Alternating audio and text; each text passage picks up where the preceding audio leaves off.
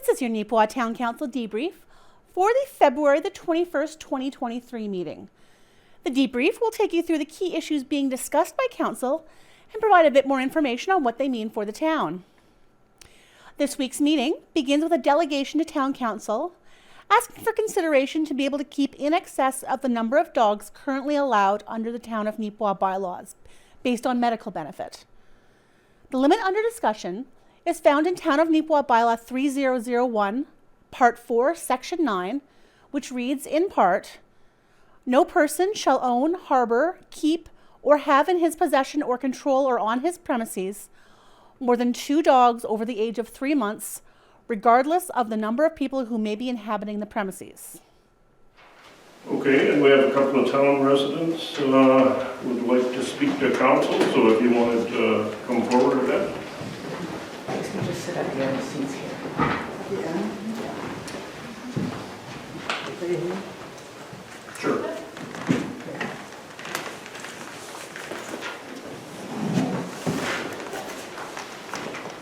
So,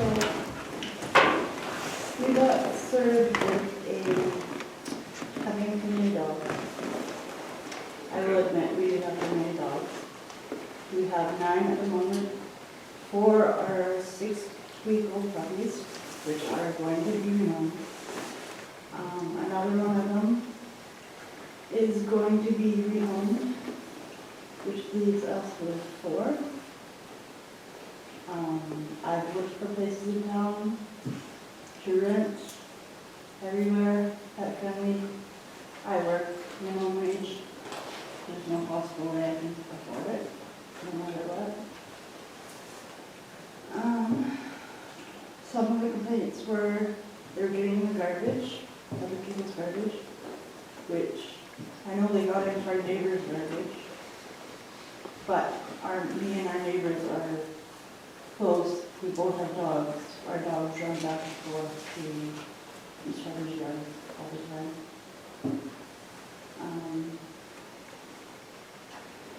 Since complaints, we've had them tied, now number 9 loose. They aren't licensed. They do all have name tags with my name on them. And they're all up to the shots. They're all up for vaccinations. Barking, how do you stop a dog from barking, to be honest? They don't considerably bark. If there's a deer, they'll bark. If there's people, they'll bark. It's normal dog barks. That's that. None of our dogs are dangerous. They're small dogs. One is a medium size.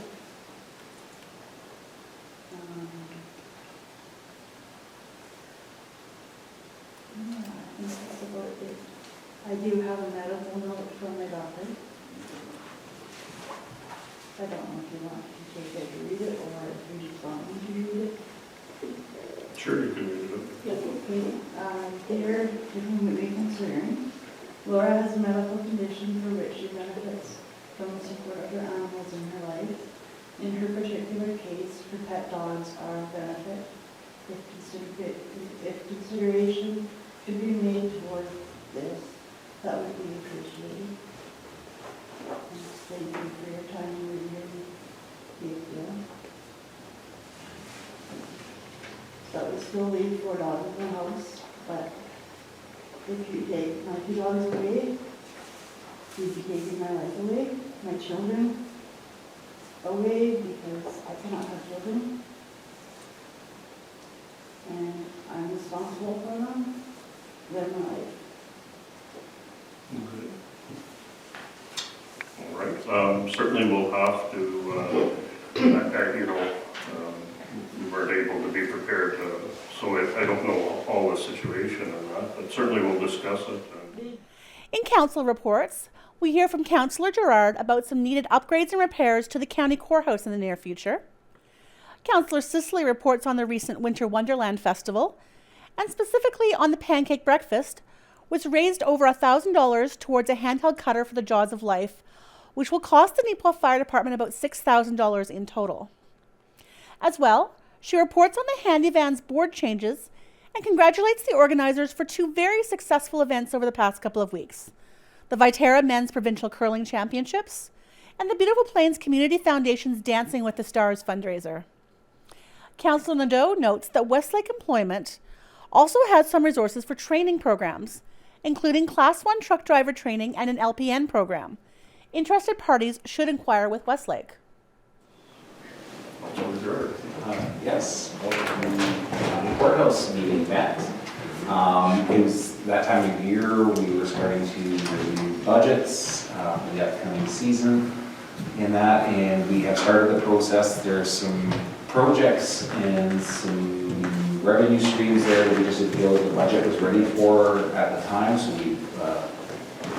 we've tabled the budget, and that will be looked at here where there's some significant boiler repair that's probably going to have to occur in the county courthouse to keep the building up. One thing that was approved with Neepawa and the partners that night is that there is a small roof repair that will occur on there to the neighborhood of around $3,500, just to ensure that we don't have any ice or water getting into the county courthouse. That has been a problem past years. Not this winter, not this spring, so we want to make sure we finish that project up so we can preserve the long-term health of that building. And then you will get to hear another report probably in the coming weeks after we approve the budget, once we get some better understanding of what the boiler repair project's going to be. Yeah, those are fun. Yeah. All right, any other reports? Councilor Sisley. So the Winter Wonderland Festival yesterday turned out awesome. The firefighters pancake breakfast saw close to 100 people attend. They raised over $1,000 for the handheld cutter for the Jaws of Life. And just to let people know about this piece of equipment, it is an essential tool for the firefighters to use, and the purchase price is around $6,000. So this fundraiser was a great start for them. The next part, the chili cook-off, it saw chili made by Touchwood Park, Margaret Lawrence Home, and Arts Forward, and it was a very close count after all the tasting, and Margaret Lawrence Home's chili took the top spot. Thank you to everybody that participated. It was a great turnout for all the events, especially considering the blustery start to the day. We wanted to thank the town staff, Mary Ogami, Neepawa Gladstone Co-op, and all the volunteers and businesses that helped make the day a success. We had a handyman meeting on Tuesday, February 14th. There were 478 trips in the month of January that included 2 casino trips. We added 2 more casino trips for February and a shopping trip for March 1st. If you want to book either of those trip destinations, please call Michelle at the hand office at 204-476-2009. And we would also like to take the opportunity to thank Kathy Jasnick for her years of service on the handyman board, and welcome Leroy Cabrera, who will be taking over Kathy's place as secretary for handyman. And if I can touch base on 2 events that have happened in town, Viterra, myself and a few members of the town council and the staff of the town of Neepawa had the pleasure of volunteering and attending the Viterra Provincial Men's Curling Championship last week. Congratulations to Team Dunstone for winning, and to Heather Tutteruck and Scott and Candace Newton for organizing such an amazing event. And I will end my report commenting on the Beautiful Plains Community Foundation's fundraiser, Dancing with the Stars, that was held this past Saturday night. I was blown away by the dancers and just the whole event in itself. The Beautiful Plains Community Foundation members put in a ton of time, so did the dancers. The dancers actually practiced for 6 months leading up to last Saturday night. So well done to everyone, and congratulations to Trish Finney and Chase Critchlow for winning the competition, and I can't wait to see what next year's event may be.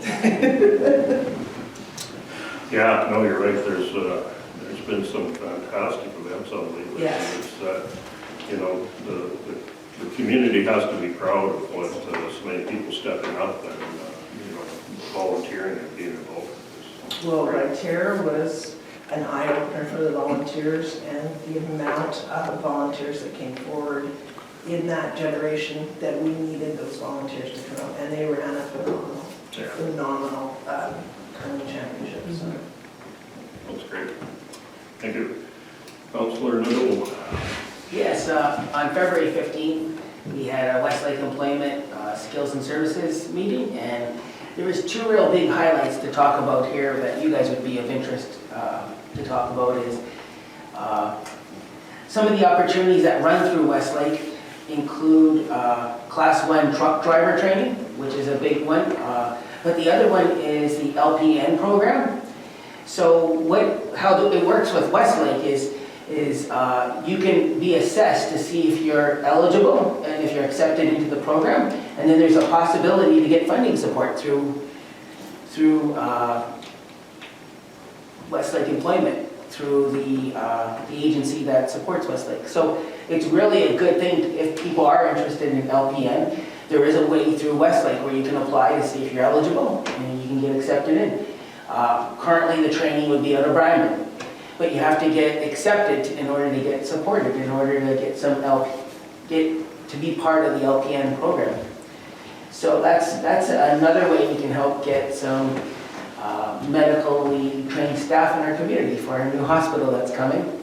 The other meeting I had besides Westlake also on the February 15th was a library board meeting, WMRL, and what they did is a lot of communities are finding it a struggle to have the levy increase, but we talked about how it would be if Neepawa was independent, and what it looks like. They did this nice spreadsheet for each community, and Neepawa is saving over $140,000 by being part of this group, the Westman Regional Library Group. So it really goes to show you that there's a lot of power in numbers, and when we join together with other municipalities, we can save a lot of money in other areas. So we're receiving a big bang for our buck, and we really can't shy away from $140,000 to the good that we're benefiting just our community alone. Excellent. Councilor Giroux. Has the Neepawa Library or the Westman Library, have they been on the approach of trying to get surrounding municipalities that aren't currently funding libraries approached and looking at ways that they can help increase those dollars or maybe mitigate some of those levy costs on existing? Right. Actually, we've approached many libraries that aren't already in groups, and we're still trying to strategically become, I forget the name of it, but basically an honorary, the community could just pay for 1 year to try it, to see if they like it. And that's what we've been doing around Brandon towards Souris and some of those other communities. There's another community around Souris, and right now they're doing a 1 or 2 year trial in order to bring another group into our region. I was thinking more like surrounding municipalities that might have residents where there's a library already close by that don't contribute funds to the library. How often are those conversations had? Because I mean, those are ways that we can help mitigate some of those levy costs. Right. No, definitely. That's part of the strategic plan with the library is to approach other communities, and every year we try to woo about 2 or 3 communities at a time, and the library director herself, she'll bring her team and they'll go to a council meeting and they'll present what they can offer. But there's even some, between here and Brandon, there's definitely some potential to create some more alliances. But again, that's not really right now for me to talk about, but we're always looking to see how we can help support each other in our neighboring communities. Good, thanks. The municipality of Clanwilliam Erickson has written to ask for assistance with their airport reconstruction project, which due to escalating construction costs will cost them more than expected. Erickson Airport is one of the only refueling stations in the area for the STARS Air Ambulance out of Winnipeg, allowing them to reach more remote parts of the province. While council will consider the request, they are also looking into whether it would be possible or feasible for Neepawa to become a refueling station at the Neepawa Airport in the future. Neepawa currently holds no accessible fuel at the airport. Any fuel located there currently is in private tanks. The next piece of correspondence from the municipality of Clanwilliam Erickson. This is a request for support for the airport reconstruction project. The Erickson Airport was paved in the mid-1980s and served the region well since then. It was assisted by tireless volunteer efforts of the Flying Club and has maintained paved surfaces as long as possible, but it's now 40-year-old, the pavement needs to be replaced. They actually applied and received an Investing in Canada infrastructure grant. It was Class D budget at that time, and as we all know, expenses have skyrocketed. It came in 900,000 over projected, so they were having struggle trying to cover those costs to try and get this project done. So they're looking for support from private donors, from other government grants, from just municipalities in the region, and hope that we would consider this project for a one-time contribution to go towards our 2023 budgeting process. They do recognize that asking for assistance from neighboring municipalities in maintaining an asset that does not belong to them is not ideal. However, the cost of the maintenance is great, and we feel that the airport benefits in Erickson are spread far beyond their borders. There are, of course, benefits to agriculture, recreation, and tourism, which are felt in the region south of Riding Mountain National Park, but perhaps the most important and often overlooked benefit is the ability for STARS helicopters to refuel in Erickson and respond to emergencies faster and further west and north than they otherwise would. This has already been the case as far west as Russell Binscart, and no doubt lives across Midwestern Parkland districts will be saved as a result of the jet fuel being available at the Erickson Airport. So there is a support letter from STARS and whatnot. There is no specific request or dollar amount. They're just hoping that you would be interested in supporting a dollar amount from our 2023 budget.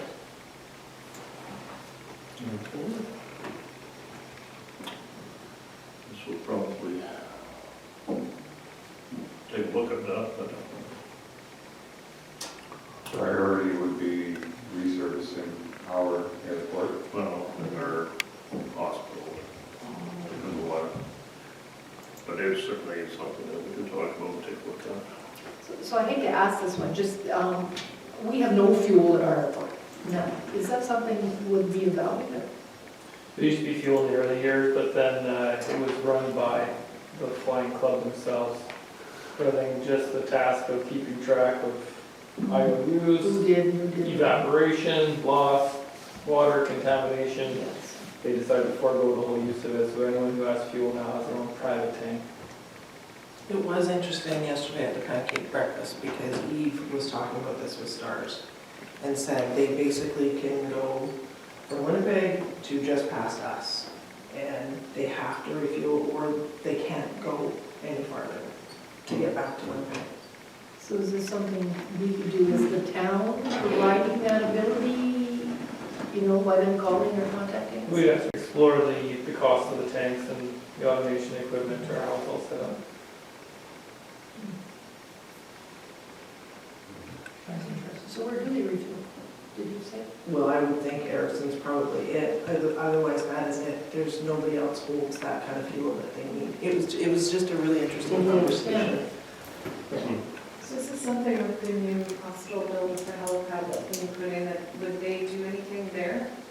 That would doubt it. No, I don't Or make think, arrangements for some No, I don't. No, it's just a house. servicing somewhere? The only way they could do it is a private arrangement right now, so they would have to make it with our local carriers who are carrying that class of fuel Right. in their private tanks, and they'd have to figure a system out. yeah, and it's aviation fuel, so It's it's, different. retailers don't have anything. Yeah. White Mud Watershed has increased its levy for the first time in several years. This levy, which has been assessed at $10,115.55 for Neepawa, is applied only to the portion of the town which falls within White Mud Watershed's boundaries and is not applied to the entire town. In addition to rising costs generally, the main reason for an increase is to address the damage from flooding over the past few years, as well as look into preventative measures that would not have a negative impact on the watershed. Whiteman Watershed Conservation District, just to let you know, the levy has increased this year. It was pretty static for a number of years. It used to be $7,400.77, and it's actually gone up to $10,115.55. So $2,500 increase roughly. That's for the whole town. No, only the partials on certain periphery on this end of the town of Neepawa that would sit within the watershed district. And Daryl, you probably can get a better idea. So basically, how that number is arrived at is, be a 0.25 of a taxable mill rate, and so now they've increased that. The amount for the request, yes, 0.33, and so that's largely because of all of the projects that are occurring within the watershed as a result of damage that's occurred in the watershed within the last few years with these flooding events. So this is not just a town of Neepawa, this is every municipality that's within the White Mud watershed, and we're being told this is being seen right across the province. Whether we're talking the cost of operating backhoes, mowing projects, there's been no reduction in tree projects, in terms of access to trees and things like that. You're seeing right now that the White Mud is actually delivering millions of dollars through some federal programming right now and through agriculture to do some more sustainable agricultural practices. So the watershed is actually getting busier, but those ones speak specifically to the funds of operating for the actual watershed itself. So this $7,000 to 10 is actually for town-owned property. No, it's a mill rate across the watershed. So I know what you're thinking, what does Neepawa get out of this? I'll give you examples of all the library information we got to create our flood mapping, flood elevation mapping. So this is just a flat fee that Neepawa pays. Everybody's mill rate got increased from 0.25 to 0.33. Yeah, so my personal taxes will reflect that. This is just a fee that Neepawa pays. No, only the properties that sit within the watershed area, because the watershed reaches out into the map to certain peripheries, so there's a portion of Neepawa that the watershed would fit into, Okay. not the whole of Neepawa. If some municipalities have two watersheds in their jurisdiction, they pay to two different watersheds, for example. So like currently they're looking at trying to create some small dam projects, things that they do, hold water in other places, slow water where it picks up, and they're looking at ways that they can keep water moving where it wants to flatten out. So it's, I know Dead Lake has been a massive repair project. It's the area that spills out annually. You see that flood around the Steel Bridge elevator, that is Dead Lake backing up. And so they're working at trying to solve issues like that. So there's a number of projects. And if they store water up at the top of the watershed, that's a benefit for us down here. Just have to get highlights to talk about them. Yeah. Each year, the Manitoba Water Services Board asks the town for a 5-year projection for capital projects. The Water Services Board can make significant contributions to these projects, most of the projects which are in excess of $1 million. This year's list includes a new well site and the Highway 16 water main extension as Neepawa's top 2 priorities. So every year, the Manitoba Water Services Board asks us for our projections for the next 5 years for capital projects. And we send those in with the idea being that they will come on board at some point and understand the importance of them to Neepawa and give us some funding. So the projects we're submitting for this particular year are the addition of the third raw water well site location. That particular project has got a value of, just a minute, I don't have these numbers, sorry. Roughly $2 million, which we've already been guaranteed 50% funding on that one. Then we have the Highway 16 water main extension project, and or better known as, and sewer main, sorry, better known as the services that are going to go out to the hospital property. This one is currently estimated, early estimate at $4.8 million.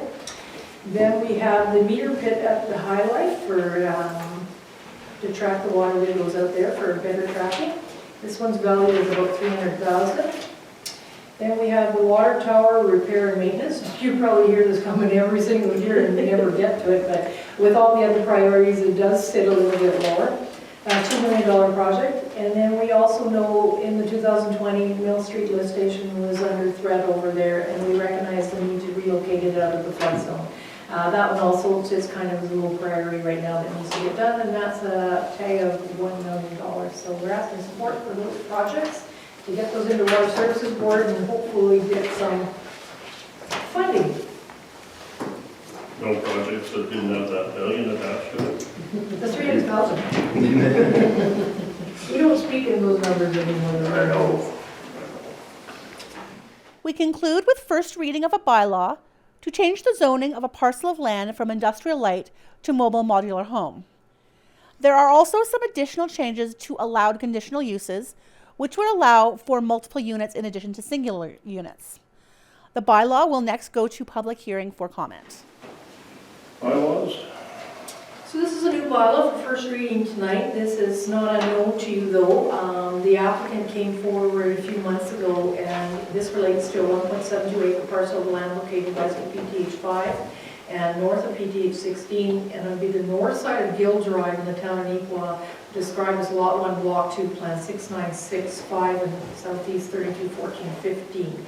So just to orientate everybody, this would be the vacant lot that is situated to the west of Neepawa Plumbing and Heating, 1.72 acres.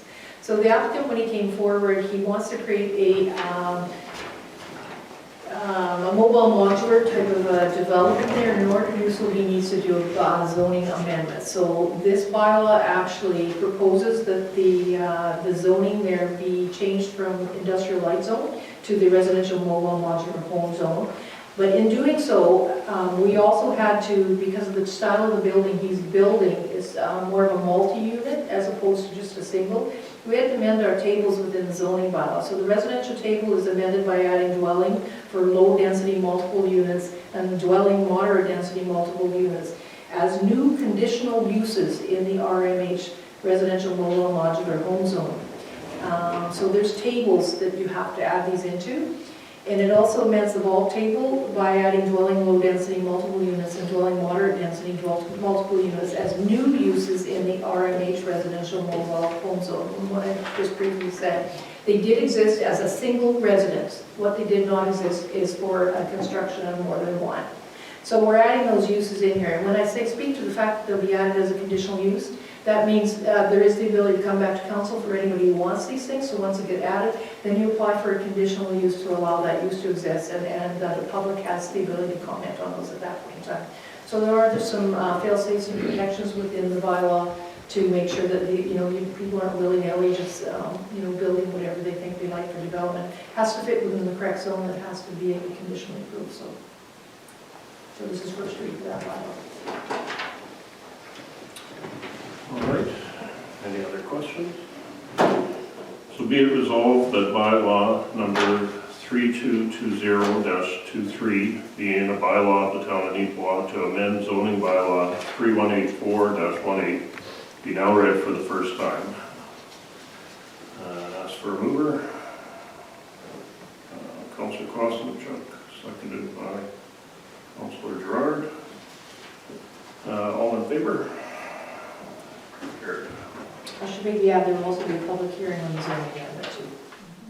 Also covered were routine town operations activities, a call for resolutions from the Trans-Canada Yellowhead Highway Association, renewal of our Mass Notification Connect system, and approval for a Canada Day fireworks display. You can view end-to-end coverage of the Town Council meeting elsewhere in the NACTV schedule, including immediately following this. We'd love to know what you're thinking about the town's activities. If you have any questions, concerns, if you'd like clarification on anything that's discussed, or clarification on any town operations activities, bylaws, and that sort of thing, you can reach the station at 204-476-2639, by email at nactvnews@gmail.com, or on Facebook at Neepawa TV. Thanks for joining me, and I hope to see you next time.